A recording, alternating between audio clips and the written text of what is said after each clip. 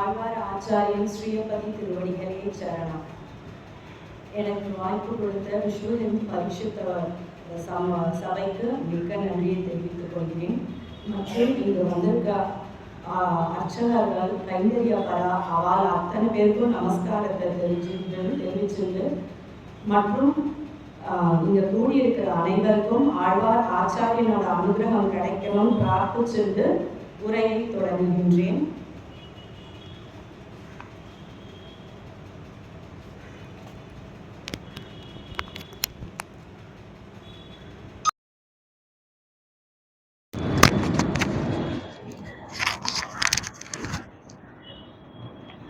இன்னைக்கு நம்ம பார்க்க போறது வைஷ்ணவனாய் வாழ்வது எப்படி, அதாவது வைஷ்ணவனோட குணநலன்கள் என்ன, அத வாழ்க்கையில எப்படி கடைபிடிக்கிறது அப்படின்றத பார்க்க போறோம். இன்னைக்கு நம்ம தாமோதர பெருமாள் சன்னதியில உட்கார்ந்துட்டு இந்த வாய்ப்பு எனக்கு கிடைச்சதுக்கு தாமோதர பெருமாளுக்கும் மற்றும் இங்க இருக்க பெரியவா அத்தனை பேருக்கும் நன்றியை தெரிவிச்சுக்கிறேன். அதாவது பார்த்தீங்கன்னா வைஷ்ணவன் அப்படின்றதே ரொம்ப வாய்ப்பு ரொம்ப கஷ்டம் கிடைக்கிறதுக்கு. அப்படிப்பட்ட பாக்கியம் நமக்கெல்லாம் கிடைச்சிருக்கு. அப்ப இங்க பெரியாழ்வார், இப்ப பெரியாழ்வாரோட ஆணி சுவாதி வரப்போகுது. அவரோட திருநட்சத்திர வைபவம் தொடங்க போறது. அவரை பத்தி 2 விஷயம் தெரிஞ்சுக்கலாம். ஆணி சுவாதியில ஸ்ரீவில்லிபுத்தூர்ல அவருடைய திருவதாரம் அந்தனர் குலத்துல இவர் குரோதி வருஷம் ஏகாதேசி தினத்துல இவரோட திருவதாரம். இவருடைய தன்யம் நம்ம அத்தனை பேருக்கும் தெரிஞ்சதுதான். குருமுகம் அனதீத்திய பிராகவேதான சேஷா நரபதி பரிக்ளுப்தம் சுக்லமாதாது காமக ஸ்வசுர அமரவந்தியம் ரங்கநாதஸ்ய சாட்சாத் த்விஜகுல திலகந்தம் விஷ்ணு சித்தம் நமாமி. அதாவது உயர்ந்ததான குலத்துல பிறந்தவர். அதாவது குருமுக மனதீத்தியன்றதுக்கு சமஸ்கிருதத்துல நேரடியா அர்த்தம் பார்த்தோம்னா என்னன்னா, குருவோட ஒரு அன்வயம் இல்லாத எல்லா கிரந்தத்தையும் தானாகவே அறிந்தவர்னு. ஆனா நம்ம வியாக்கியானம் சொல்ற நம்மளோட பூர்வாச்சாரியார் இதுக்கு என்ன அர்த்தம் சொல்றான்னு பார்த்தீங்கன்னா, குரு எல்லாருக்கும் குருவானவர் இவரே அப்படின்ற மாதிரி இந்த இடத்துல வியாக்கியானம். ஸ்வசுர மமர வந்தியம்னா ரங்கநாதருக்கே மாமனாராகப்பட்டவர் குரு. அதுக்கப்புறம் பார்த்தீங்கன்னா நரபதி பரிக்ளுப்தம் அப்படின்னா நரர்களிலே ராஜா வல்லப தேவன். அவருக்கு யார் பெருமாள், யார் எம்பெருமாள், யார் பரம்பொருள் அப்படின்றதுல சந்தேகம் ஏற்பட்டது. அப்ப என்ன பண்ணாருன்னா அதை ஒரு பறை மூலமாக அறிவிச்சார். பகவான் இந்த பெரியாழ்வார்ன்ற விஷ்ணு சித்தர் கிட்ட, அப்பா நீதான் போய் எனக்கு இதுல ஒரு தெளிவை ஏற்படுத்தணும்னு கேட்டுண்டாராம். அதற்கு ஏற்ப அவரும் பெருமாளோட நியமனப்படி அந்த ராஜா முன்னாடி போய் நின்று எல்லாத்தையும் அழகா விளக்கினாராம். அந்த ராஜாவுக்கு ரொம்ப சந்தோஷம். மேல கிழி தொங்க விட்டுண்டா பரிசு. அந்த யார் சரியான பதில் சொல்றாளோ அப்ப அந்த கிழியாகப்பட்டது பரிசாகப்பட்டது கீழே விழுந்துருமா. இவர் பகவான் ஸ்ரீமன் நாராயணனே பரம்பொருள்னு பல அழகான வியாக்கியானங்கள் பிரமாணங்களை கொண்டு நிரூபித்தார். உடனேவே அந்த கிளி மேலேந்து கீழே விழுந்துதான். இவரே பரம்பொருள் ஸ்ரீமன் நாராயணனேன்றத ராஜா நம்பினாராம். ஆஹா, நம் சந்தேகத்தை தீர்த்துட்டார். இவருக்கு நல்ல மரியாதை செலுத்தி அனுப்பணும்னு ஒரு யானை மேல அம்பாரியா அனுப்புறாராம். அப்ப என்னாச்சா, இவர் யானை மேல அம்பாரியா ஊருக்கு போகும்போது, இவர் இருக்கிற ஊரோ ஸ்ரீவில்லிபுத்தூர். அங்க இருக்க பெருமாள் யார்? வடபத்திர சாயி பகவானே சாட்சாத் கருட வாகனத்துல ஆழ்வாருக்கு அனுகிரகித்தாராம். ஆஹா, நம்ம குழந்தை நம்ம சொன்னதை கேட்டு வந்துடுத்தே, எல்லாத்தையும் செஞ்சுடுத்தே, பரம்பொருள் ஞானம் சொல்லி கொடுத்தா மாதிரி சொல்லிடுத்தே, இதுக்கு நம்ம அனுகிரகம் பண்ணணும், இதுக்கு நம்ம காட்சி தரணும்னே ஓடி வந்துட்டாராம் பகவான். நம்மெல்லாம் பகவான் வந்தா என்ன பண்ணுவோம்? அவரை திருவடியிலேந்து திருமுகம் வரையும் பார்ப்போம், அவரை பார்த்துட்டே ரசிப்போம்.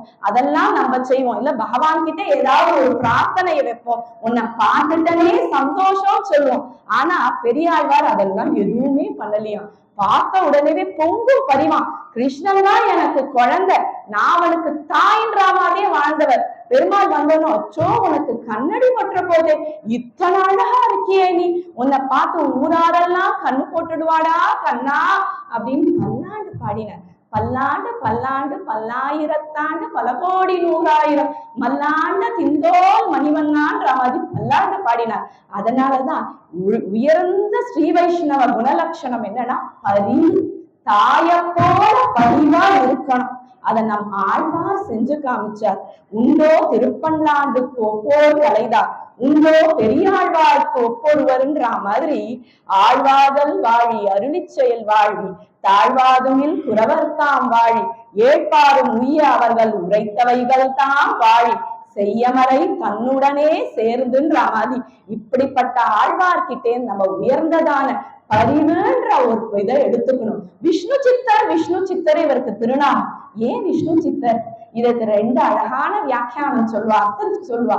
என்னன்னா விஷ்ணுவே இவரை தன் சித்தம் நம் மனத்தில் கொண்டாராம், அதனால இவருக்கு விஷ்ணு சித்தர்ன்ற பேரா. இல்லைன்னா இவர் எப்பவும் விஷ்ணுவை தன் மனத்துல கொண்டிருக்காராம், அதனால விஷ்ணு சித்தர்ன்ற திருநாமமா இவருக்கு. அடுத்தது இவரை பத்தி சொல்லியாச்சு. இவருக்கு மகளான ஆண்டாள் சன்னதி முன்னாடி உட்கார்ந்துதான் இன்னைக்கு உபன்யாசம் பண்றோம்.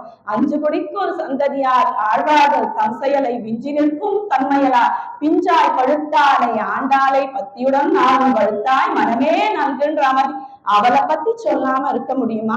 ஆண்டாளோட திருவதாரம் எதற்காக? நம்மளெல்லாம் உயிர்ப்பிக்கிறதுக்காக. பகவான் இட்ட வழக்க செய்யறதுக்கு.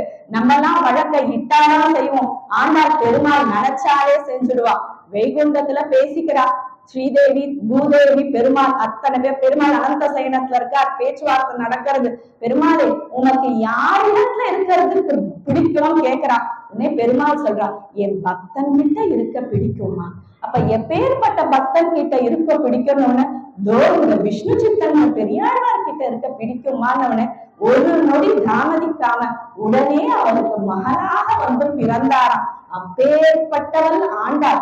எப்பேற்பட்ட வைபவம் வைகுண்டத்துல இருக்கு.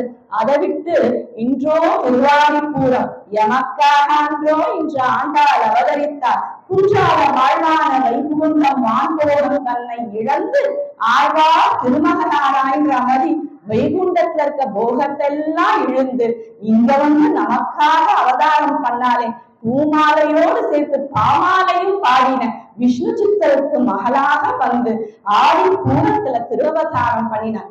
இது ஆண்டவரோட குணம். தான் கஷ்டப்பட்டாலும் தனக்கு கீழே இருக்கவா நன்னா நம்மெல்லாம் உஜ்ஜீவனம் அடையணும். ஆண்டாளோட அவதாரமே மனிதர்கள் நம்ம உஜ்ஜீவனம் அடையணும். அதற்கு சரணாகதி மார்க்கத்தை நான் பண்றேன், அதை எல்லாரும் பின்பற்றி என்ன மாதிரி வந்து பகவான அடையுங்கோ நமக்கு வழிகாட்டுறதுக்காகவே ஆண்டாளோட அவதாரம்.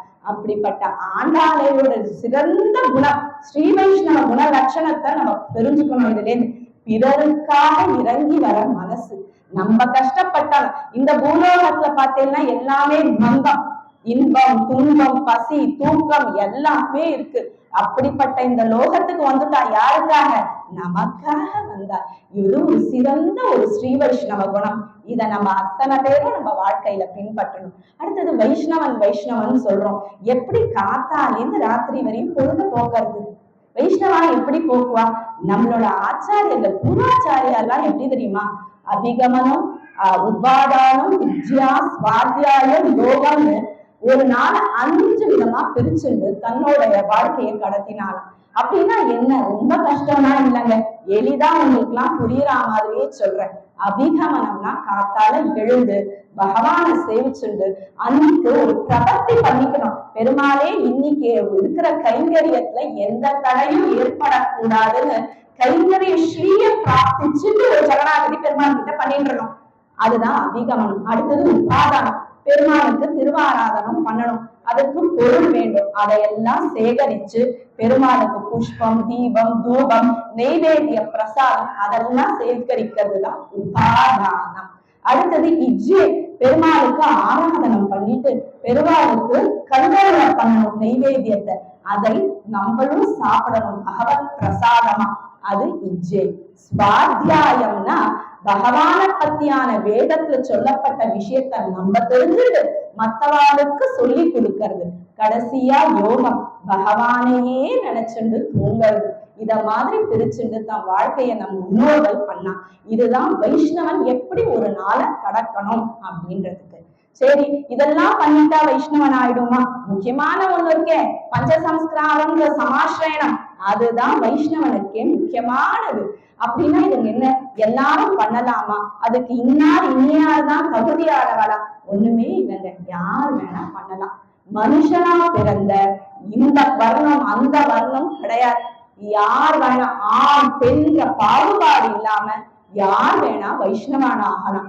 என்ன, நமக்கு மனசுதான் வேணும். பஞ்சசம்ஸ்காரம்ன்றாலே அப்படின்னா என்ன அப்படின்னு பாத்தீங்கன்னா, 5 விதமான சம்ஸ்காரத்தை கொண்டதுதான் பஞ்சசம்ஸ்காரம். முதல்ல பாத்தீங்கன்னா தார சம்ஸ்காரம், அதாவது சங்கு சக்கரத்தை நெருப்புல இட்டு பொறியூத்துவா ஆச்சாரியன், அது ஒண்ணு. ரெண்டாவது பாத்தீங்கன்னா புண்ட சம்ஸ்காரம், கேசவாதி துவாதச நாமத்தை சொல்லி உடம்புல ஊர்த்வ புன்றத்தை திருநம் காப்ப தரிப்பா, அது ரெண்டாவது சம்ஸ்காரம். மூன்றாவது மந்திர சம்ஸ்காரம் சொல்லுவா. மந்திரம் அதாவது அஷ்டாட்சரம், பயம், சர்ம ஸ்லோகத்தோட உபதேசம் எல்லாம் பண்ணுவா நமக்கு. அடுத்தது நாம சம்ஸ்காரம். இத்தனை நாள் எப்படி இருந்தோம், பகவானுக்கும் நமக்கும் சம்பந்தம் இல்லாம இருந்தோம். இன்னைக்கு பெருமாள் யாருன்னு தெரிஞ்சுட்டோம். பெருமாளே உனக்கு நான் சேஷன், அடிமை அப்படின்றதுனால தாசநாமம், அடியேன் சுதாவலி தாசியை அப்படின்னு பெண்களும், அடியேன் தாசன் ஆண்களும் சொல்லி தாசநாமம் கொடுப்பாங்க. அடுத்தது பார்த்தீங்கன்னா கடைசியா யாக சம்ஸ்காரம், எப்படி ஆராதனை உடைய கிரமங்களை செய்யணும்ன்றது சொல்லி கொடுப்பா. இதுதான் பஞ்சசம்ஸ்காரம். இந்த பஞ்சசம்ஸ்காரத்தை நம் உடையவரான ராமானுஜர் எப்படி பண்ணிட்டாருன்னு பார்க்கலாமா? அதாவது ராமானுஜர் ஸ்ரீரங்கத்துக்கு கிளம்பி போறார் காஞ்சிபுரத்திலேருந்து. அதே நேரத்துல பெரிய நம்பிகள் ஸ்ரீரங்கத்திலேருந்து காஞ்சிபுரத்துக்கு நடந்து வந்துட்டு இருக்கார். வழியில 2 பேரும் மதுராந்தகம்ன்ற இடத்துல பாத்துக்கிறார். அப்போ பெரிய நம்பிகள் சொல்ற, அப்பா உன்னை பார்க்கறதுக்கு தான் வந்தேன், நேரம் உண்டாட்டுக்கோ இல்ல ஸ்ரீரங்கத்துக்கோ நம்ம போயிடலாம், அங்க உனக்கு பஞ்சசம்ஸ்காரம் நம்ம சன்னதியில வச்சு மடத்துல வச்சு பண்ணிடுறேனேப்பா. இன்னைக்கு இருக்க நாளைக்கு இருப்பனான்னு தெரியாது, நல்லதை நினைச்சா உடனே செய்யணும், அதுதான் சிறந்த ஸ்ரீ வைஷ்ணவ குணம். அதை தள்ளியே போடக்கூடாது, கால தாமதமே கூடாது. இன்னைக்கு இருக்கிறவா நாளைக்கு இருப்போமானே தெரியாது, அதனால உடனே பண்ணிடலாம் அப்படின்னு சொல்றார். அதே மதுராங்கத்துல கோவிலுக்கு பின்னாடி ஒரு மரத்து கீழே பஞ்சசம்ஸ்காரத்தை உடையவர் பண்ணிட்டார். உடையவர்கிட்டே நம்ம என்ன குணத்தை தெரிஞ்சுக்கணும், நல்லதை தள்ளி போடக்கூடாது. நம் மனசு எப்படி மாறுமோ இல்ல நாம் நாளைக்கு இருப்போமானே தெரியாது, உடனே செய்யலாம். அதாவது நான் பஞ்சசம்ஸ்காரம் பண்ணிட்டேன், பரநியாசம் பண்ணிட்டேன், இனி நான் வைஷ்ணவனா ஸ்ரீ வைஷ்ணவனான்னு கேட்டா கிடையாது. அது மட்டும் வைஷ்ணவ லட்சணம் கிடையாது. நம் ஆச்சாரியர்கள் நமக்கு தந்து போன சிறந்த ஸ்ரீ வைஷ்ணவ லட்சணம் என்ன தெரியுமா? மனோவா காயம். அது என்னது, அது மனோவா காயம் அப்படின்னா மனசு, காயம்னா உடம்பு, வாக்குனா சொல். இந்த 3 நாளையும் இன்னொருத்தருக்கு தீங்கு நினைக்காம, தீங்கு சொல்லாம, தீங்கு செய்யாம இருக்கிறதுங்க. நல்லதே நினைச்சு, மனசால நல்லது நினைச்சு, வாயால நல்லதை சொல்லி, உடம்பால நல்லதை செய்யணும். அதுதான் இருக்கிறதுலே சிறந்த ஸ்ரீ வைஷ்ணவ லட்சணம். பஞ்சசம்ஸ்காரம் ஆனா வைஷ்ணவன் கிடையாது, வைஷ்ணவன் தான், இருந்தாலும் அடிஷனல் குவாலிபிகேஷனா இதுவும் நமக்கு வேணும். மனோவா காயத்தால யாரையும் காயப்படுத்தாமல் இருக்கிறதே சிறந்த ஸ்ரீ வைஷ்ணவ குணம். இதை நம்ம ஆழ்வார்கள் ஆச்சாரியர்கள் எல்லாரும் இன்னைய பரியந்தம் பின்பற்றிட்டு இருக்கா. அடுத்தது நம்ம எல்லாரும் இங்க உட்கார்ந்துட்டு இருக்கோம், தாமோதர சன்னதியில பெருமாள் முன்னாடி வந்து உட்கார்ந்துட்டு இருக்கோம். அத்தனை பேர் கைங்கரியப்படாலா இருக்கா, அர்ச்சகாலா இருக்கா. அவ பெருமாளை பத்தி சொல்லாம இருந்தா நம்ம ஏதாவது நினைச்சுக்க மாட்டாளா? கண்டிப்பா பெருமாளே நினைச்சுப்பார். தாமோதரனை பத்தி பார்க்கலாம். முதல்ல தாமோதர பெருமாள், தாமோதரனை தனி முதல்வனை ஞானம் உண்டவனை ஆமோதரமறிய ஒருவர்க்கென்றே தொழுமவர்கள். அதாவது எங்க ஆச்சாரியர் வெங்கடகிருஷ்ணன் சுவாமிகள் எனக்கு வந்து தனியா கூப்பிட்டு சொன்னார். என்னன்னா, என்கிட்ட 4000 சந்தை கத்துக்கிறவா, அதாவது இப்போ 4000 நொற்றுவா ஒப்பிக்கிறவா ரொம்ப கம்மி. அதுல ஒருத்தர் நொற்றுவா ஒப்பிக்கக்கூடிய ஒரு ஆச்சாரியன் ஆழ்வார் திருநகரியை சேர்ந்த அடியாருடைய ஆச்சாரியன், அவருக்கு நமஸ்காரத்தை சொல்லிக்கிறேன். எல்லா இடத்தையும் நீ பாசுரத்தை பாடினா உபன்யாசத்தை சொல்லணும் சொல்லியிருக்கார். அதனால நிறைய பாசுரத்தையோட கூடி இன்னைக்கு நம்ம வந்து பகவான அனுபவிக்கலாம். இது வந்து திருவாரூரில கேசவன் தவறுன்னு வரும் 12 திருநாமத்தோட கூடி வர தாமோதரனோட பேர் வரக்கூடிய பாசுரம். தாமோதரன்னா என்ன அப்படின்னு பார்த்தா, தாமம்னா கயிறு, உதரம்னா வயிறு. இந்த கயிற்றுனால வயிற்ற கட்டினானா யசோதா முயற்சி பண்றா. ஒரு ஒத்துனோடு குழந்தை, 2 வயசு குழந்தை ரொம்ப சேட்டை பண்றது கிருஷ்ணன். அதை எப்படி கட்டுறது? ஆத்துல வச்சிருந்த வெண்ணக்காயெல்லாம் உடச்சிடுறது, பக்கத்துல இருக்க நண்பர்கள் எல்லாம் கூட்டிட்டு வருது, அங்க இங்க போடுறது, ஆத்துல ஒரு சாமான உடனே எல்லா இடத்துலயும் வெண்ணெயை திருடுறது. அம்மா பார்த்தா இதை இப்படியே விட்டோம்னா ஆத்துக்குள்ள போய் வேலையே செய்ய முடியாது, முதல்ல இத புடிச்சு கட்டணும்னு உள்ள இருக்க தாமன்ற கயிறு எடுக்கணும்னு கட்ட பாக்குறா. அவளும் முயற்சி பண்றா, கட்ட வரல. ஆட்டுல இருக்க அத்தனை கயிறையும் கோர்த்து பாக்குறா, அந்த குழந்தையோட இத்தூடு வயிற்றுல கட்ட முடியல. ரொம்ப சோர்வடைந்து போய் உட்காந்துடுறான் யசோதை. அப்ப கிருஷ்ணன் பாக்குறான் குழந்தை, அம்மா சரி நீ ரொம்ப கஷ்டப்படாதம்மா, தானே கட்டுண்டானா, பகவானை நம்ம கட்டுப்படுத்த முடியாது, அவனே நினைச்சாதான் அவனை நம்ம கட்டுப்படுத்த முடியும். கனிமும் சிறுத்தாமினால் கட்டுண்ண பண்ணிய பெருமாயன் என்னப்பனில் நன்னி தென்பொருளோ நம்பி என்றக்கார் அன்னிக்கும் அவரும் என் நாவுக்கேன்ற மாதிரி ஆழ்வார் பாடியிருக்காளா. பகவான் அன்புக்கு கட்டப்படுவான். அப்படிப்பட்ட இந்த பெருமாளை நம்ம சேவிச்சுட்டு ஆரம்பிக்கலாம் இன்னைக்கு. அடுத்தது பாத்தீங்கன்னா கிருஷ்ணன். நமக்கெல்லாம் கேள்வி வரும், வைஷ்ணவனாக வாழ்வது எப்படி, குணநலன்கள் என்ன, இதை எப்படி வாழ்க்கையில கடைபிடிக்கணும்? நான் பஞ்சசம்ஸ்காரம் பண்ணிட்டேன், நேர நம்ம காட்டுக்கு எங்கேயாவது போய் ஒரு மறைவுல இருந்து எல்லாத்தையும் விட்டுட்டு வாழணுமா? அப்படின்னா ஒண்ணுமே கிடையாது. சம்சாரத்திலேயே இருக்கலாம், இங்கேயே இருந்துட்டு பகவானையே நினைச்சுட்டு தர்ம வழியில இருந்துட்டு வாழ்க்கையில பற்று இல்லாம நமக்குரிய கடமைகளை செஞ்சாலே போதும், பெருமாளை அடைஞ்சிடலாம்.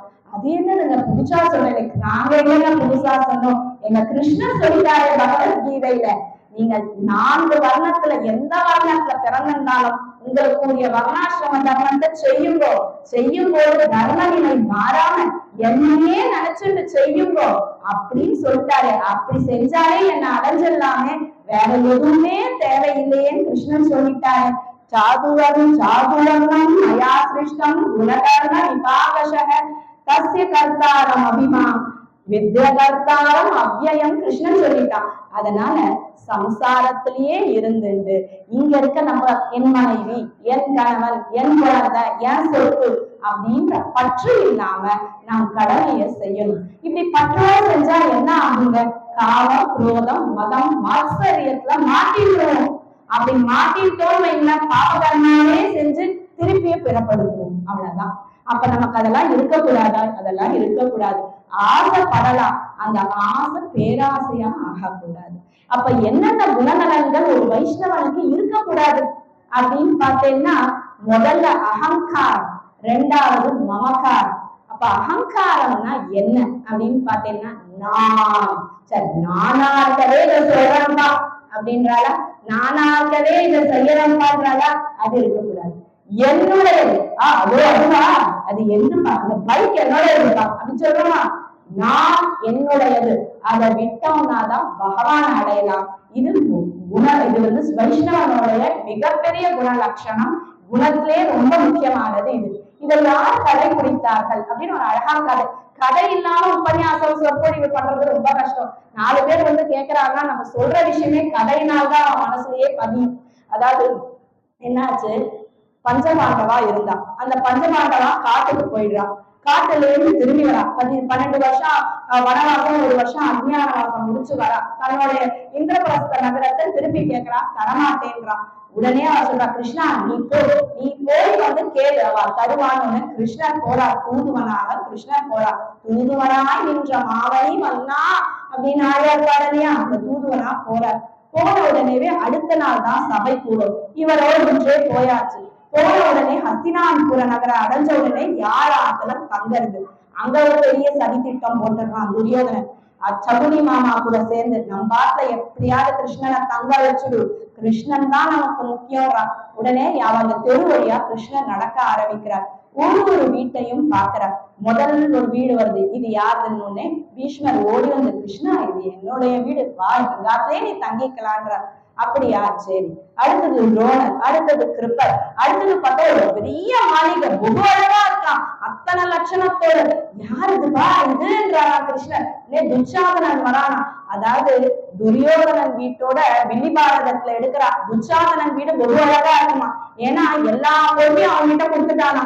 அவன் பார்த்தானா நம் தாத்த நன்னா கட்டின்ட்டானா 2வது இடத்துலதான் துரியோதனன் வீடான். துரியோதனனுக்கு அந்த அளவுக்கு தெரியாதான், இவன் நன்னா கட்டினா. இது துச்சாதனனோட வீடு. கண்ணா கண்ணா, இந்த ஊர்லயே எங்காந்தான் இருக்கிறதுல தி பெஸ்ட்னு இல்லையா, அத மாதிரி ஒரு ஆண் கண்ணா ஒன்னுடு இங்க அது பார்த்தாரு. சரியா சரி. அடுத்து துரியோதனன் எல்லாத்தையும் பாக்குறார். கடைசியா ஒரு குடிசை இருக்குது. இது யாரோடையது அப்படின்னு கேக்குறார். உடனே அங்கே வரார். வந்து விதுரர், கண்ணா இது உன்னோடைய வீடு கண்ணா, இது தெரியலையா உனக்கு, இது உன்னோடையது அப்படின்னா. ஆஹா, நான்ற அகங்காரமும் இல்லை, என்னுடையதும் இல்லை, இதுதான் விதுரர். இந்த குணம் தான் ஒரு வைஷ்ணவனுக்கு வேணும். இந்த ஒரு ஏதாவது ஒரு காரியம் செஞ்சுட்டு நானாகவே அதை செஞ்சேன் வேண்டாமே, பகவத் கிருபை பகவானே செஞ்சு விட்டான், அதுதான் வார்த்தை. உடனே சொன்ன பாப்பா உடனே ஆத்து கூட்டிட்டு போறார். ஊருக்கே அந்த ஹஸ்தினாபுரத்துக்கே மந்திரி. அவள் எப்படி இருக்கணும்னு நினைச்சேன், ஒண்ணுமே கிடையாது. ஒரு பாயை போட்டு கிருஷ்ணரை கீழே உட்காந்து வைக்கிறார்.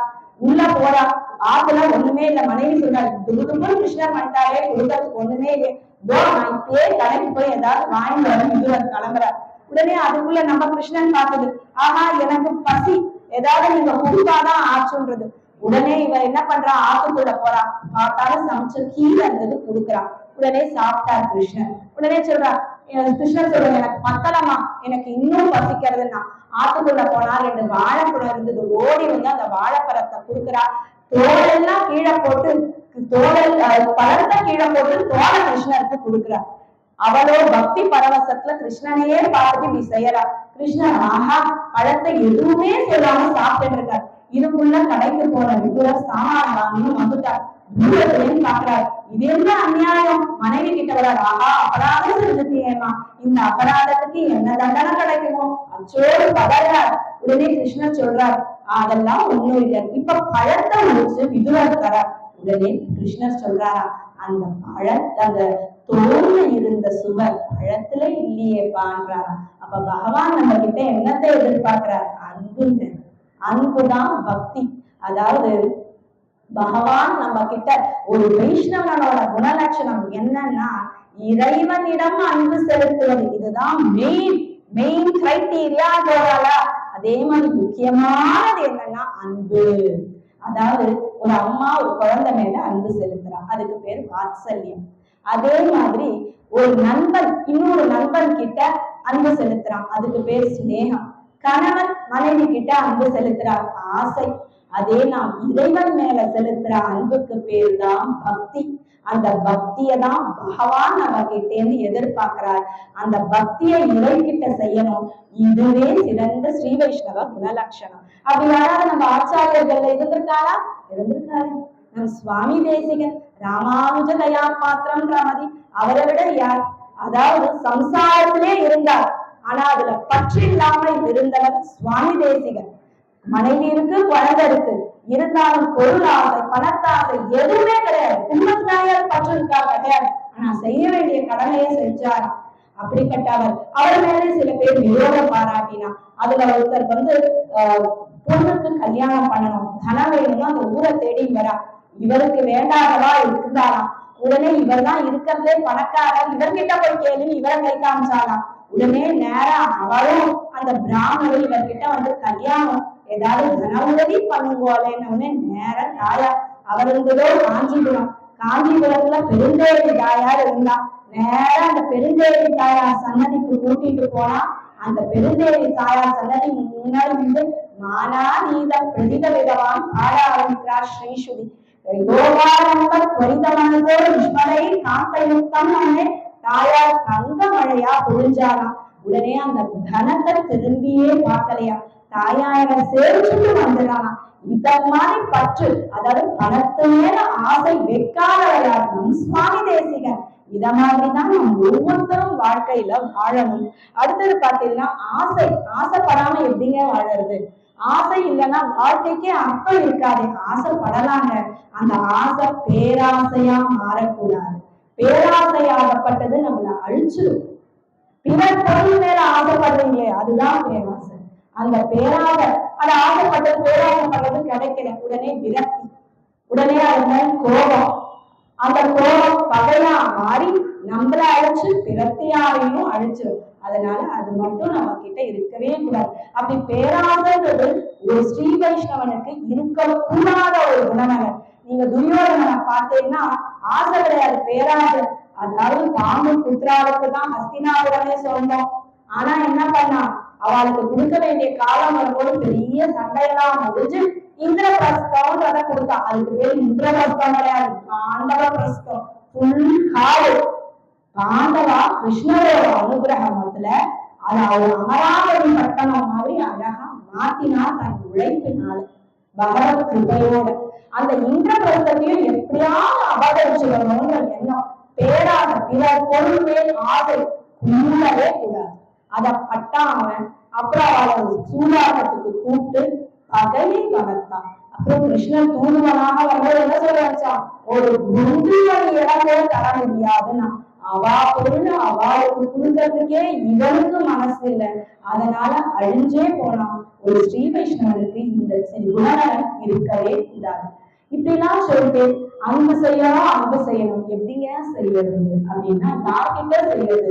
சேத்தனா அச்சேதனங்களை சரீரமாக கொண்டவன் பகவான். என்ன, எல்லா உயிரற்ற உயிருள்ள பொருள்கள் அத்தனைக்குள்ளும் பகவான் இருக்கான். அப்ப அவாகிட்ட அன்பு செலுத்தினாலே போதும். மரம் செடி எடுத்துக்கொள்ளோ, அதுக்கு தண்ணி விடலாம். ஒரு பறவை பட்சி மிருகம் அதற்கு உணவெடுத்து வீடு தரலாம்.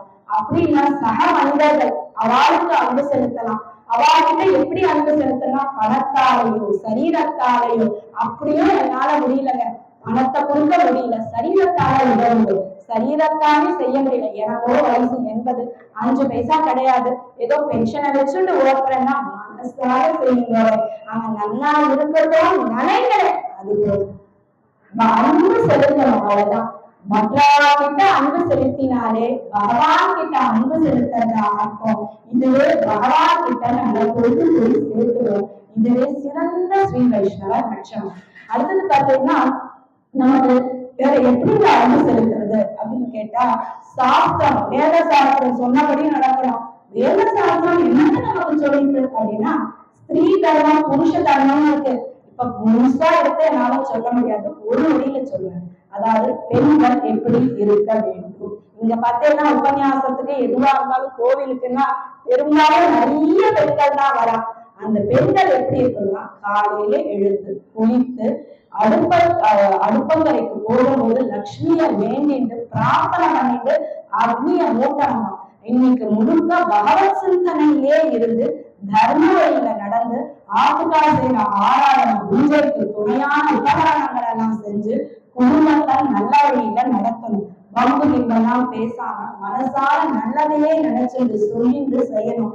இதுதான் ஸ்திரீ தர்மம். கணவன் தவறான வழிக்கு போகும்போது கூண்டு திருத்தவன் மனைவிக்கு தெரியாத சாஸ்திரமா எல்லாம் தெரியும், இருந்தாலும் கணவன் பார்த்து சும்மா இருக்கான். இது அதே மாதிரி பாத்தீங்கன்னா பெண்கள் நல்லா பொட்டு வச்சுட்டு தலைய பின்னிட்டு நல்லா தோடு நெக்லஸ் செயின் என்னன்னு அது தங்கத்தான் எழுதணும் அவசியம் இல்லை, எதுல இருக்கோ அதை தரிச்சுட்டு பகவத் கிருப்பையோட அன்னைக்கு பொருளை கழிக்கணும். மங்களகரமா தாயார போல இருக்கணும். ஆண் எப்படிங்க இருக்கணும் அப்படின்னு கேட்டீங்கன்னா, காத்தால எழுந்து குளிச்சு நமக்கு நிஜகர்மாவை செஞ்சுட்டு பொருளை ஈட்டி தன்னுடைய தாய் தந்தை தன்னோட குடும்பத்தை எந்த கஷ்டமும் இல்லாம உற்றார் உறவினர்களை காப்பாத்தி தர்ம மார்க்கத்துல சென்று பொருளை ஈட்டி குடும்பத்தை காப்பாத்தி பகவத் ஸ்மரணையிலேயே இருந்து அன்னைக்கு பொருளை கழிக்கணும். இதுதான் ஸ்திரீ தர்மம், ஆணுக்கு விதிக்கப்பட்ட தர்மம். அடுத்தது பாத்தீங்கன்னா, ஏன் கோயிலுக்கு போறோம்? நம்ம குழந்தைங்க எல்லாம் பெரும்பாலும் கேட்கிற கேள்வி இதுதான். இங்கே நீங்க பாத்தீங்கன்னா இத்தனை பேர்ல 60 வயசுக்கு மேல 50 வயசுக்கு மேல 70 வயசுக்கு மேலதான் கோயிலுக்கு வரா. மீதி இருக்கேன்னா நம்ம கோயில்ன்றது 60 கபோ 50 கபோ நினைச்சுட்டா. அப்படி கிடையாது. நீங்க பாத்தீங்கன்னா வெளியிலலாம் வெள்ளிக்கிழமையானா 5 வேலை தொழுகைக்கு போயிடுறா, ஞாயிற்றுக்கிழமையானா ஒரு புனிதர்கள் எடுத்துட்டு போயிடுறா. நம்ம குழந்தைலாம் நம்ம எல்லாம் கேட்காது, ஏன் நமக்கு இதெல்லாம் இல்லையா இருக்கேப்பா. நம்ம ஆழ்வார் ஆச்சாரியர்கள்லாம் கோயில் போயிருக்காங்க, எவ்வளவு கஷ்டப்பட்டு போனோம். உடையவர் பார்த்தீங்கன்னா எவ்வளவு கஷ்டப்பட்டார். முதல் நாள் போகும்போது திருப்பதி மலைக்கு மலையே பெருமாள் நான் போக மாட்டேன்ட்டார். அடுத்த வாட்டி பெருமாள் கோவில்ல இருக்கிறது பெருமாள் இல்லைன்னா பெருமாளை நிரூபிக்கணும், ஸ்ரீமன் நாராயணனே. அதற்காக அவ கிளம்பினான். அது போய் பார்த்தா இவரே ஸ்ரீமன் நாராயணன் நிரூபிக்கணும், நீ தான் இதெல்லாம் செய்யணும்னு அத்தனை ஸ்ரீ வைஷ்ணவாவும் வந்து வேண்டிக்கிறான். கண்டிப்பா சொல்லிட்டு போறார். போன பெருமாளையும் மிதிக்கிறது புத்தி போகுது போறார். படிக்கட்டெல்லாம் கிடையாது. அந்த காலத்துல குடும்பத்துக்கு போறோம்னா போறோம் சொல்லுவாங்க, திரும்பி வருது நம்ம கையில கிடையாது. ஒரே மிருகங்கள், பெரிய மிருகங்கள் இருக்கும். திரும்பி வருவோமானே தெரியாது. திருப்பதி யாத்திரைங்கிறது அந்த காலத்துல அவ்வளவு கஷ்டம். அப்படிப்பட்ட இடத்துக்கு முத்தி போய் நம்ம ராமானுஜர் போனார். போய் சொட்டு தண்ணி கூட குடிக்கலையா, எதுவுமே குடிக்காம. ஏன்னா இயற்கை உபாதைகள் ஏற்படும், மழை மேல அதை செய்யக்கூடாதுன்றதுக்காக 3 நாட்கள் எதுவுமே ஆகாரம் இல்லாம இருந்தாரா. யார் பெருமாள் கிட்ட எல்லா ஆயுதங்களையும் வச்சுட்டாரு. வச்சுட்டு ராத்திரி கருவை சாத்திடுறாரு திருப்பதியில.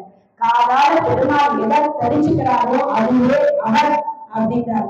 காத்தால பெருமாளை திறக்கிறார், சங்கு சக்கரத்தோடு திருக்காட்சிக்கிறார். இவனே ஸ்ரீமன் நாராயணன் எல்லாரும் எடுத்துருந்தான். அதனால ராமானுஜருக்கு பேர் கிடைச்சது.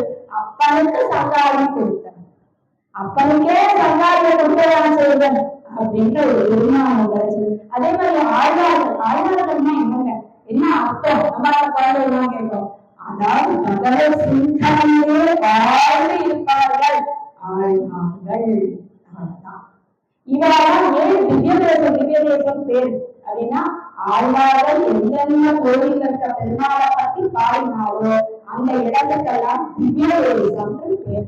அப்ப ஆழ்வார்கள் எப்படி போனோம், அதாவது ராமா கலியுகத்துக்கு முன்னாடி இருக்கிற திராவிட யுகத்திலேயே ஆழ்வார்கள் இருக்கா. நம்ம ஆழ்வார் தான் வந்து பாத்தீங்கன்னா கலி பிறந்து 45வது வருது. மற்றபடி எல்லாருமே முன்னாடியே திருவாரூர். அப்ப நம்ம கோயிலுக்கு எப்படி போறாங்க, ரொம்ப கஷ்டப்பட்டு நடந்து பல நாள் யாத்திரையா ஒரு நாள் போகும்போது நித்தியகரமாவை செஞ்சுட்ட அங்க இருக்க ஜலத்துல அப்படிலாம் கஷ்டப்பட்டு போய்தான் பாசுரம் பாடினா. இன்னைக்கு நமக்கு அத மாதிரி ஏதாவது இருக்கா கஷ்டம்? கண்டிப்பா கிடையாது. நமக்கு எந்த கஷ்டமுமே கிடையாது. மனசு வேணுங்க. இன்னைக்கு நான் போற மனசு இல்லை. பைக் இருக்கு, ஸ்கூட்டர் இருக்கு, கார் இருக்கு, எல்லாமே இருக்கு. ஆனா மனசு இல்லை. அப்ப நம்ம கோயிலுக்கு போறதுக்கு எது தேவை? முதல்ல மனசு தேவை.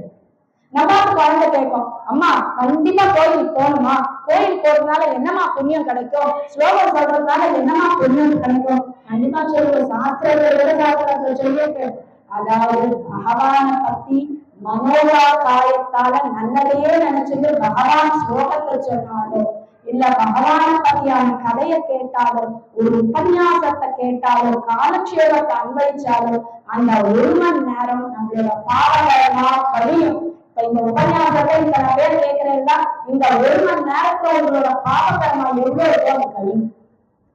அப்ப புண்ணியகரமா ஏதோ அர்த்தம். அவ்வளவுதான். நம்ம குழந்தைகிட்ட சொல்லணும், நம்ம குழந்தை சொல்லணும், அப்ப நான் ஆத்திரை இருந்தாலே இதெல்லாம் செஞ்சுட்டு போயிடுவேன், அதுக்கு கோயிலுக்கு வரணுமா? ஆத்திரைதான் 1 நேரம் ஸ்லோகத்தை சொல்லிட்டு போறேன், பெருமாள் உபன்யாசத்தை கேட்டுட்டு போறேன், அதுக்கு நான் கோயிலுக்கு வந்து உபன்யாசத்தை நேரில் கேட்கணுமா, இல்ல கோயிலுக்கு வந்து நேரில் பெருமாளை பாக்கணுமா? நம்ம குழந்தை கேட்கும். அதுக்கு பதில் சொல்லணும் என்னன்னு. அதாவது கொடைக்கானலுக்கு டூருக்கு போகணும்னு ஆசைப்படுறது குழந்தை. உடனே ஒரு அப்பா என்ன பண்றாரா, நேரம் அந்த கொடைக்கானல் போட்டோ காமிக்கிறாரா. பார்த்துட்டு ஒரு இடம் உண்டாம அது தெரிஞ்சிருக்கு. இன்னொரு அப்பா நேர கொடைக்கானலுக்கே கூட்டிட்டு போயிருந்தாங்க அந்த குழந்தைய. பல முறைதான் எல்லா இடமும் 2 பேரும் தெரிஞ்சிருந்தான். ஆனா அனுபவம்ன்றது கோவிலுக்கு போகும்போதுதான் கிடைக்கும். நேர்ல கொடைக்கானலை பார்த்த குழந்தைக்குதான் அனுபவம். ஆனா இங்க போட்டோல பார்த்த குழந்தைக்கு அனுபவம் கிடையாது. அதே மாதிரி பகவான கோவிலுக்கு வரும்போது அனுபவிக்கலாம், உணர்வு பூர்வமாக பகவானை அனுபவிக்கலாம். இன்னொன்னு சொல்லணும், அதாவது காத்தாலேந்து ராத்திரிக்குள்ள நம்மள 1000 பேர் பார்ப்பாங்க. யாருமே நம்ம நல்ல எண்ணத்தோடு பார்ப்பாங்க அவசியம் கிடையாது.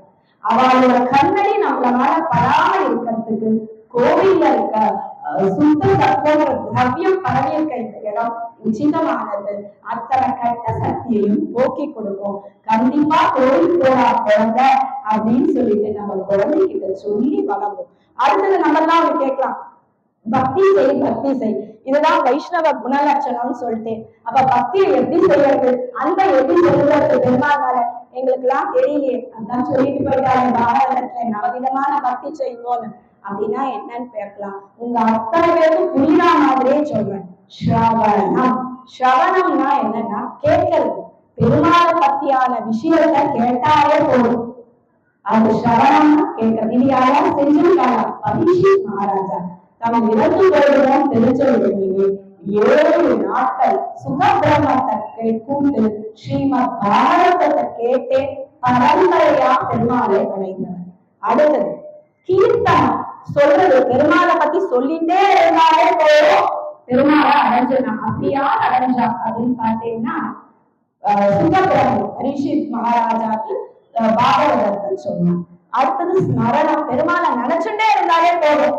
இதை நீங்க எல்லாம் கேட்கலாம், அப்ப ஸ்ரவணம் ஸ்ரவணத்தோட கீர்த்தனம் வசதியா? அப்படிலாம் கிடையாதுங்க.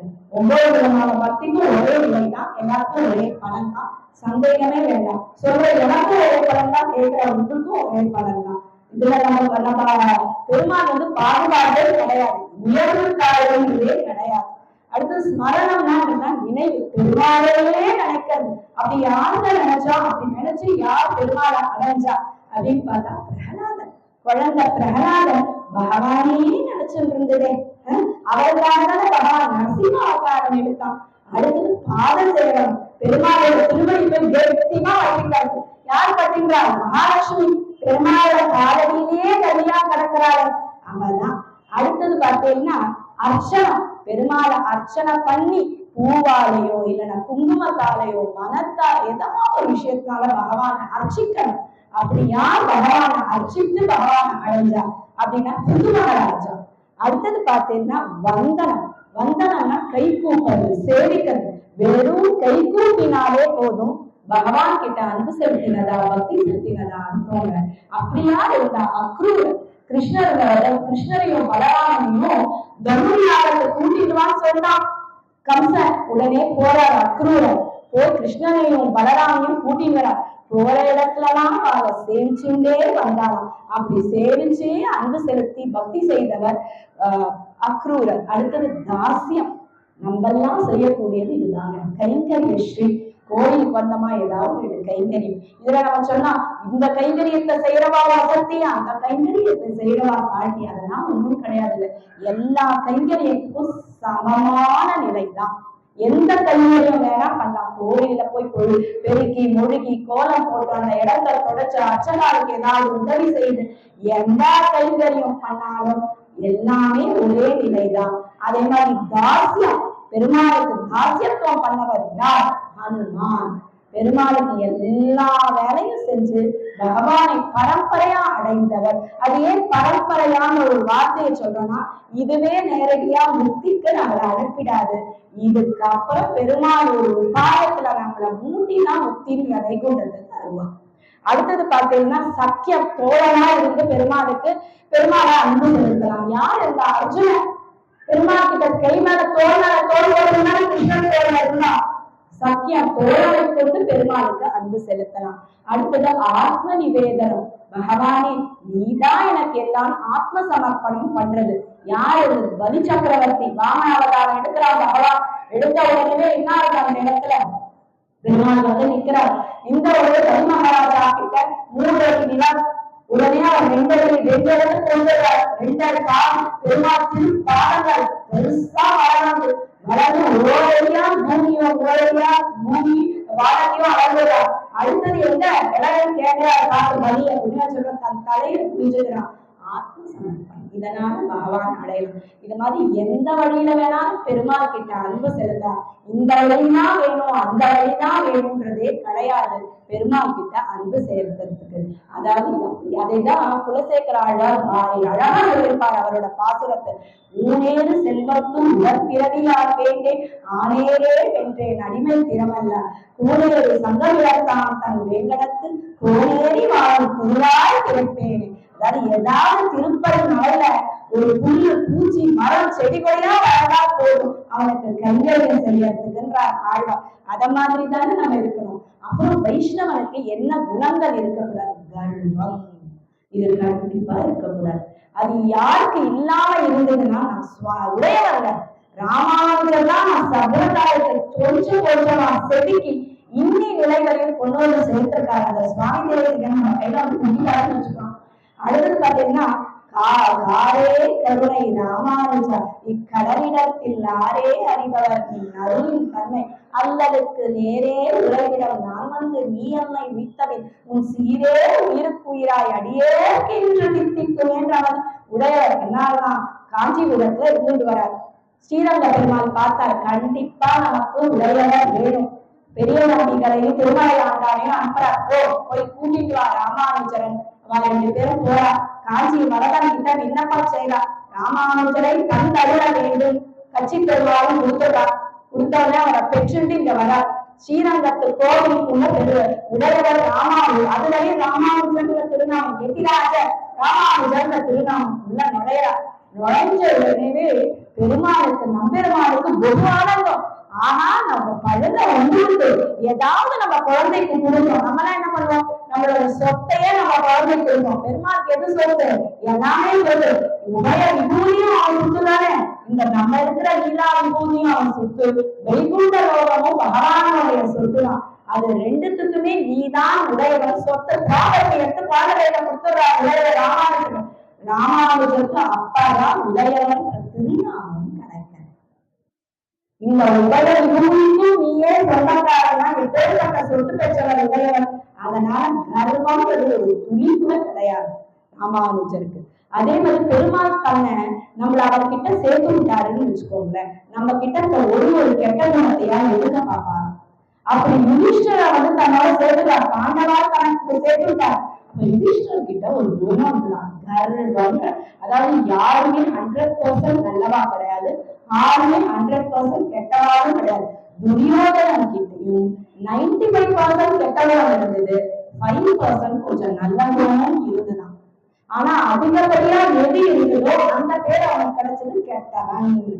யுதிஷ்டர் கிட்ட 95% நல்ல குணமும் ஒரு 5% ஒரு கெட்ட குணமும் இருந்துதான். பகவான் கூட சேர்ந்தபடியால பகவான் அந்த கர்வத்தை போக்கணும் முடிவெடுத்துட்டார். நேரம் வர இவரை எப்படியா திருத்தி பண்ணிக்கொள்ளணும். நேரம் வலி சக்கரவர்த்தி என்ன பண்ணாருன்னா, அழுத்தி பாதாள லோகத்துக்கு பகவான் அனுப்பிச்சுடுறார். பாதாள லோகத்துக்கு ராஜாவா வலி சக்கரவர்த்தி முடிசூடிக்கிறார். அந்த லோகத்துக்கு கூட்டிட்டு போறாரு. பூமியிலேருந்து யுதிஷ்டரர் கூட்டிட்டு போனோடனே அங்க போனோம்னா ஒரு தண்ணி தாங்க எடுக்கிறது. அங்க இருக்க ஒரு ஆளுக்கு போறார். போய் அம்மா கொஞ்சம் தண்ணி கொடுக்கலன்னு கேட்கிறார். உடனே அந்த அம்மாவும் ஒரு தங்க பாத்திரத்துல தண்ணி எடுத்து வந்து யுதிஷ்டருக்கு கொடுக்குறாரு. குடிச்ச வாங்கி பறிக்கிட்டு அந்த சொந்த தங்க சொந்தாச்சை திருப்பி கொடுக்குறாரு. உடனே அந்த அம்மா தூர தூக்கி போட்டு உள்ள போயிடுது. உடனே ஒரு ஆசிரியர் தாங்க முடியும், இல்லமா தங்க பாத்திரம் தூக்கி போட்டு போனேன், நான் எடுத்துட்டு போவாங்க. எங்க ராஜா நடத்துற ராஜ்யத்துல ஒரு தூரம் பயன்படுத்தின பொருள மறுபடியும் பயன்படுத்த மாட்டோம். ஆச்சரியப்பட்டாரா. இவருக்கு வந்து தான் சிறந்த ராஜா, என்னோட சிறந்த ராஜ்யம் பண்றதா ஆளுமே கிடையாது அப்படின்ற எண்ணமா. அத போகணும் தான் கிருஷ்ணன் இந்த விளையாட்டு. அடுத்த நேரம் பரிச்சக்கரவர்த்தி கிட்ட கூட்டிட்டு போறாரா. இவர் யாரு தெரியுமா? கிருஷ்ணன் அவரை வந்து அறிமுகப்படுறார். இவர் யாருன்னு தெரியுதா? இவர் தான் யுதிஷ்டிரர், சிறந்த ராஜா. இவ உள்ள யார் எந்த கஷ்டம் வந்திருந்தாலும் அவளுக்கு எந்த கிராமத்தையும் கொடுத்துருவார். அப்பேற்பட்ட ராஜா பலிசனார். இன்னொரு இந்த மாதிரி முன்னாடி கூட்டிட்டு வந்தா நடக்கிறதே வேற. என்ன ஆட்சி பண்றான், கஷ்டம் ஊர்ல இருக்கானா அவன் ஆட்சியே ஒழுங்கா செய்யணும்னு அர்த்தம்னா அவமானம் தாங்க முடியாம தலைய வீழ முடிஞ்சுட்டு அங்கேயிருந்து கிளம்பினாரா யுதிஷ்டரர். கர்ப்பம் நீங்க கர்வம் போய் போனாராம். அப்போ கர்வம்ன்ற குணம் நம்ம கிட்ட இருக்கக்கூடாது. அடுத்தது ஒரு ஸ்ரீ வைஷ்ணவன் கிட்ட இருக்கக்கூடாத குணநலன் பொறாமை.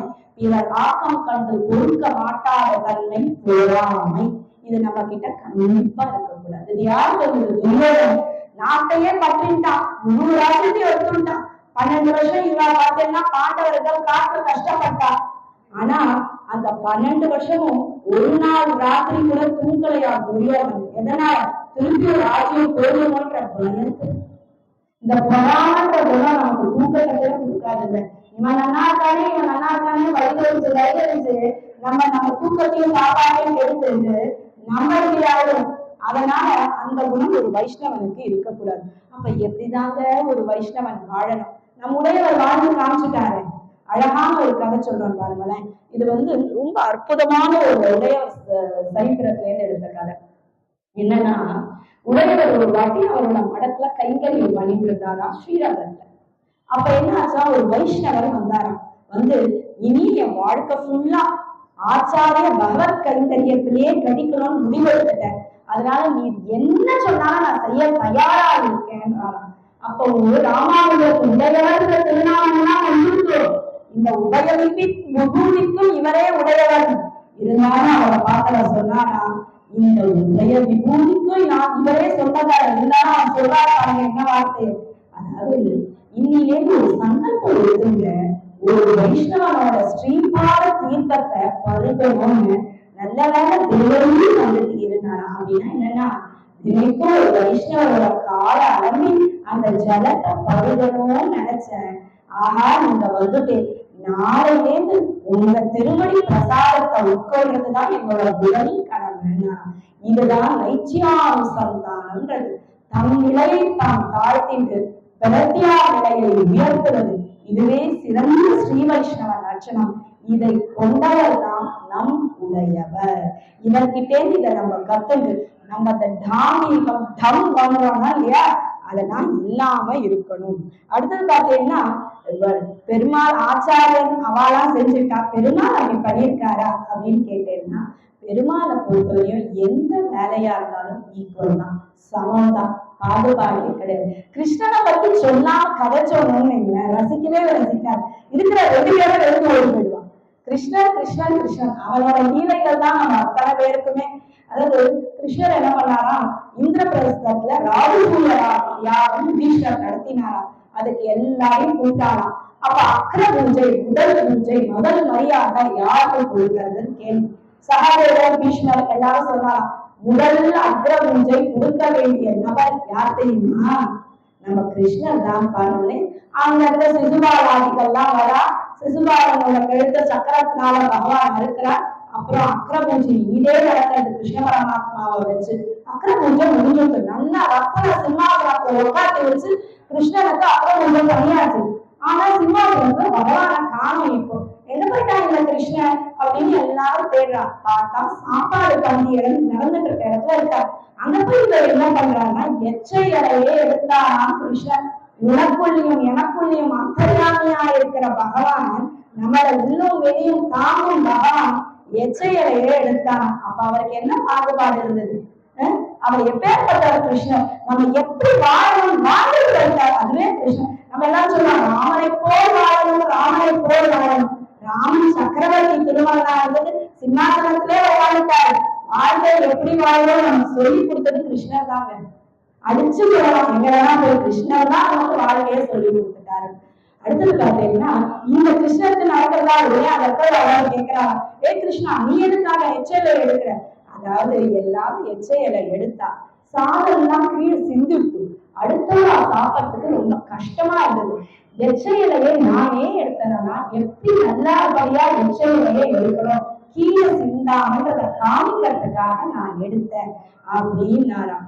அதாவது என்ன வேலை செய்யணும்ன்றது முக்கியம் இல்லை, அதை எப்படி செய்யணும்ன்றதுதான் முக்கியம். இதுதான் கிருஷ்ணர் நமக்கு சொல்லி கொடுத்தார். இது சிறந்த ஸ்ரீ வைஷ்ணவம். இன்னைக்கு நான் எனக்கு ஒரு கைங்கரியை கொடுத்துட்டா, அச்சோ போய் எனக்கு இந்த கைங்கரியத்தை கொடுத்துட்டானேப்பா, போய் எனக்கு அந்த இடத்துல இருந்து மணியாக்க சொல்லிட்டா, கொடுக்குற வேலையை நல்லா செய், இன்னொரு செய்யற மாதிரி வச்சுட்டாரு. அதுதான் சிறந்தது. கிருஷ்ணரே எடுத்தார். நம்மதான் எம்மாப்போம், நம்மதான் ஒண்ணுமே கிடையாது. கிருஷ்ணரை கம்பேர் பண்ணா நம்மதான் நத்திங் அப்படின்னே சொல்லலாம். அப்படின்னு கிருஷ்ணர் இந்த இடத்துல நமக்கு என்ன சொல்லிட்டு போறாருன்னா, எந்த வேலையா இருந்தாலும் செய், அந்த செயலை ஒழுங்காக செய்.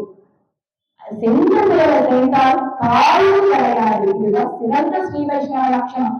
ஆபீஸ்க்கே போனாலும் ஏதாவது வேலை நம்ம கொடுத்துட்டா மொத்தமான வேலை நினைக்காது.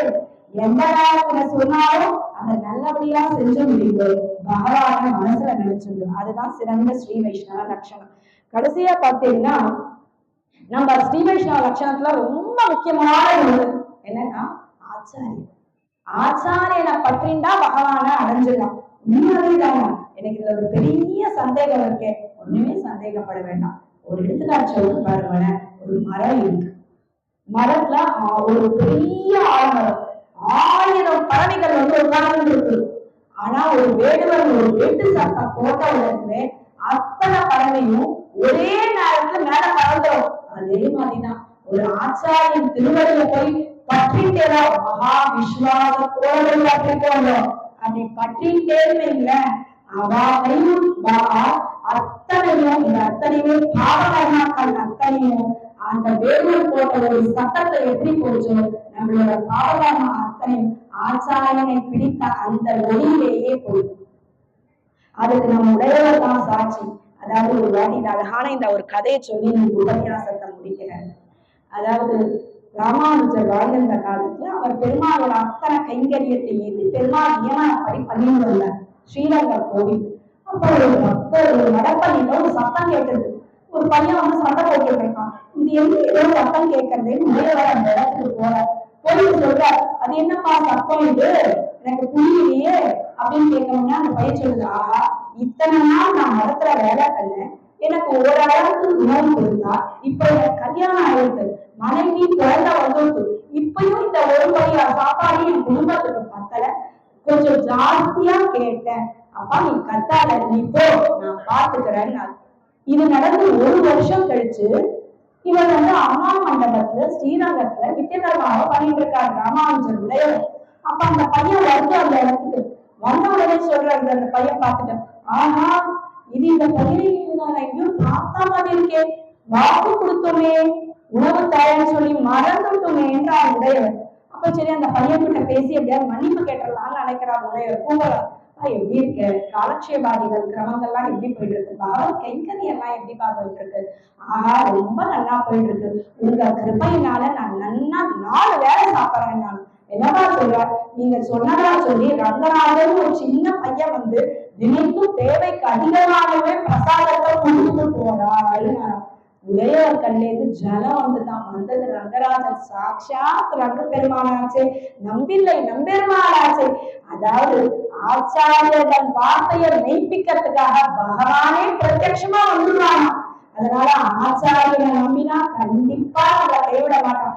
அப்ப நமக்குலாம் ஒரு கேள்வி வரும், நான் டெய்லி கோவிலுக்கு போறேன், பெருமாளை சேவிக்கிறேன், ஸ்லோகம் சொல்றேன், நான் என்ன ஆச்சாரியனை சேவிச்சேன், நீ ஸ்லோகம் சொல்றேன், அத ஒரு ரிஷியும் ஆச்சாரியமா ஆழ்வாரும் ஏற்றிட்டு தானே, அதன் மூலமாக தானே பகவானை சேவிக்கிற, அந்த இடத்துலயும் ஆச்சாரியன் வந்தாச்சு. நீ நினைச்சிட்டு இருக்க ஆச்சாரியனை நீ சேவிக்கிறன்னு, ஒரு ஆச்சாரியன் மூலமாக தானே ஒரு மந்திரம், ஒரு நாமே ராமன்ற நாமத்துல யாருக்கு ஒரு ஆச்சாரியன், ஒரு ரிஷி, ஒரு முனி. அப்ப அவ இல்லாம பகவானை பற்றவே முடியாது வைஷ்ணவ நிகழ்ச்சிகத்துல. கடைசியா நம்ம அத்தனை பேரும் ஆழ்வார் ஆச்சாரியன் அனுகிரகத்தோடு வைஷ்ணவ குணங்களான மனோபா காயம், மனசாலும் வாயாலும் செயலாலும் எல்லாருக்கும் நல்லதே நினைச்சது ஹே குணங்கள் சொல்ற அத்தனையும் கர்வம், கோபம், பொறாமை, பேராசை இது அத்தனையும் விட்டுட்டு ஆழ்வார் ஆச்சாரியர் இளையவர் காட்டிய மார்க்கத்துல சென்று அவளை அடையவும் பிரார்த்திக்கிறேன். கண்ணன் கடலினை நன்னும் மனமுடைய என்னும் திருநாமம் தின்னம் நாரணனேன்ற மாதிரி இங்க வந்து அத்தனை பேருக்கும் ஆழ்வார் ஆச்சாரியன் எந்தமான ஸ்ரீயப்பதி அனுகிரகம் கிடைக்கணும் பிரார்த்திச்சு உரையை இருக்கிறேன். வேதாந்த லட்சுமணனே பாதரேகாமன் சதா சதவீத பிரவத்தியாத்தின் ஆரீகம் மாதவம் ரஜே அடியார். எனக்கு இந்த வாய்ப்பு கொடுத்த இந்த சமாஜத்துக்கும் இதை கேட்ட அனைவருக்கும் நன்றியை தெரிவிச்சு அமைகிறேன்.